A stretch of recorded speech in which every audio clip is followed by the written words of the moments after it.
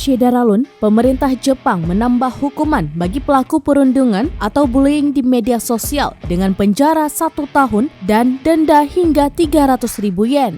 Sebelumnya ditetapkan bahwa terhadap pelaku penghinaan di media sosial dikenakan penahanan kurungan dari 30 hari atau denda kurang dari 10.000 yen.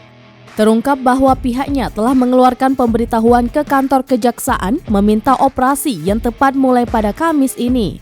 Setelah penegakan hukum yang direvisi, tindakan setelah tanggal 3 Juli 2022 akan dikenakan hukuman penjara 1 tahun atau denda hingga 300.000 yen. Sebelumnya, penggulat profesional wanita Hana Kimura merasa terhina di media sosial sehingga dia memutuskan mengakhiri hidupnya. Ibu Hana Komura, Kyoko, mendukung penambahan hukuman yang dilakukan oleh pemerintah Jepang.